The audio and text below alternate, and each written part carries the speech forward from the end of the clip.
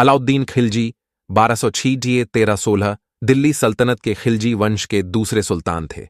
उनका पूरा नाम अलाउद्दीन मोहम्मद खिलजी था। उनका जन्म 1250 के आसपास हुआ था। प्रारंभिक जीवन और सत्ता प्राप्ति। अलाउद्दीन खिलजी ने अपने चाचा जलालुद्दीन खिलजी के तहत सैन्य सेवाओं में प्रवेश किया और जल्द ही उनके भरोसेमंद जनरल बन गए। उन्होंने 1296 में चाचा जलालुद्दीन की हत्या कर दी और खुद को दिल्ली का सुल्तान घोषित कर दिया। शासनकाल। अलाउद्दीन का शासनकाल दिल्ली सल्तनत के सबसे महत्वपूर्ण और शक्तिशाली दौर में से एक था।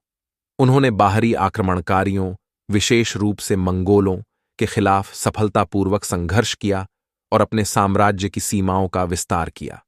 उनके शासन में दक्षिण भारत में भी विजय प्राप्त की गई, जिसमें देवगिरी, वारंगल और मदुरई प्रमुख थे।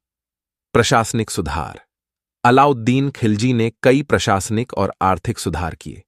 उन्होंने कृषि कर प्रणाली को सुधारने, बाजार नियंत्रण और कीमतों को स्थिर करने के लिए कठोर कदम उठाए। उनके बाजार नियंत्रण नीतियों के तहत उन्होंने अनाज, कपड़े और दैनिक उपयोग की वस्तुओं की कीमतें तय कीं और व्यापारियों को इन कीमतों का पालन करने का आदेश दिया। सांस्कृतिक योगदान।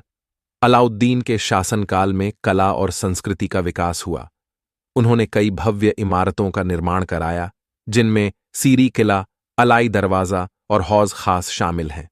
उनके दरबार में प्रसिद्ध कवि अमीर खुसरो भी थे, जिन्होंने हिंदी और फारसी साहित्य में महत्वपूर्ण योगदान दिया। निधन। अलाउद्दीन खिलजी का निधन 1316 में हुआ। उनके शासन के बाद खिलजी वंश का पतन शुरू हो गया और जल्द ही तुगलक वंश ने सत्ता संभाल ली। अलाउद्दीन खिलजी को उनके सामरिक कौशल, कठोर शासन और प्रशासनिक सुधारों के लिए इतिहास में जाना जाता है। उनके शासनकाल को दिल्ली सल्तनत के सबसे सुदृढ़ और सफल कालों में से एक माना जाता है।